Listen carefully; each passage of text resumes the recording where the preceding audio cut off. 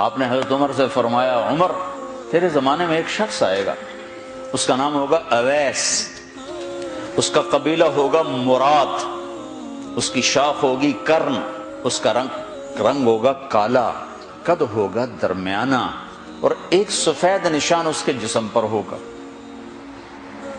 جب وہ آئے تو تم اس سے دعا کرانا، علی تو بھی کرانا، عمر تو بھی کرانا، اور میں قسم کھا کے کہتا ہوں کہ اویس جیسوں سے دنیا بھر جائے تو عمر و علی کے ایک بدن کے بال کے برابر نہیں، لیکن اس کے ذریعے سے ایک پیغام آگے پہنچانا تھا۔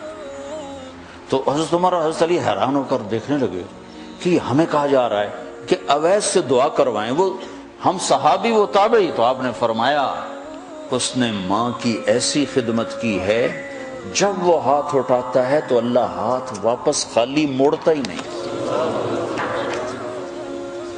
یہ پیغام پہنچانا تھا کہ ماں باپ کے آگے جھکو۔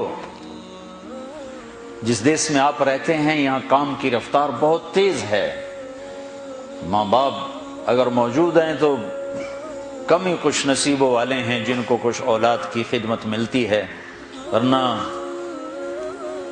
دیواروں کے ساتھ ہی زندگی گزر رہی ہوتی ہے۔ تو عمر رضی اللہ عنہ جب خلیفہ بنے تو ہر سال حج کرتے تھے، ہر سال ان کو ڈھونڈواتے۔ اب مجھے یہ نہیں پتا درمیان کے کوئی سال ہوں گے کہ ایک سال آپ نے حج پر سارے حاجی اکٹھے کر لیے، ایسے اپنے سامنے کا کھڑے ہو جاؤ بھائی، سب کھڑے کر لیے، کہنے لگے بیٹھ جاؤ سارے یمن والے کھڑے رہو، تو سارے بیٹھ گئے، یمنی کھڑے رہے، کہ سارے یمن والے بیٹھ جاؤ، قبیلہ مراد والے کھڑے رہو، تو سارے یمنی بیٹھ گئے، مراد والے کھڑے رہے۔ اس سال میں یمن گیا جماعت میں تو اویس کرنی کے گاؤں گیا، ان کی جگہ پیدا ہوئے، جو ان کا قبیلے کے لوگوں سے ملا، اس علاقے سے گزرا، دیکھا کہ اچھا یہاں وہ ہستی پیدا ہوئی تھی۔ خشک پہاڑ ہیں، بالکل خشک پہاڑ۔ پھر آپ نے کہا مراد والے بیٹھ جاؤ، قرن والے کھڑے رہو، تو صرف ایک آدمی باقی بچا۔ تو آپ نے اس سے پوچھا تم قرنی ہو؟ کہ جی ہاں۔ اویس کو جانتے ہو؟ کہ جانتا ہوں، میرا سگا بھتیجا، میرے بھائی کا بیٹا، لیکن وہ تو تھوڑا پاگل سا ہے، آپ اس کا کیوں پوچھ رہے ہیں؟ تو عمر رضی اللہ عنہ رونے لگے، کہا وہ نہیں، تو پاگل نظر آتا ہے۔ پھر آپ نے پوچھا کدھر ہے؟ آیا ہوا ہے حج میں؟ ہے؟ کہا جی ہے۔ کدھر ہے؟ کہا جی اونٹ چرانے نکلا تھا عرفات کی طرف۔ تو حضرت عمر نے حضرت علی کو ساتھ لیا اور دوڑ لگائی اور پہنچے عرفات کی طرف، تو دیکھا تو ایک آدمی ایک کیکر کے درخت کے نیچے نفل پڑھ رہا اور اونٹ اس کے چاروں طرف چل رہے۔ تو یہ دونوں حضرات بیٹھ گئے، تو انہوں نے اویس نے محسوس کیا کچھ آ گئے لوگ، تو انہوں نے نماز مختصر کر دی، سلام پھیرا۔ تو حضرت عمر نے پوچھا کون ہو بھائی؟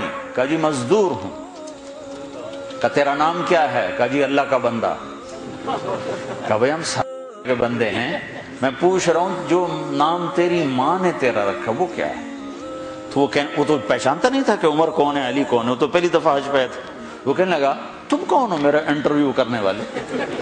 انٹرویو تو میں اپنی طرف سے کہہ رہا ہوں۔ میں کہا تم کون ہو میرا پوچھنے والے؟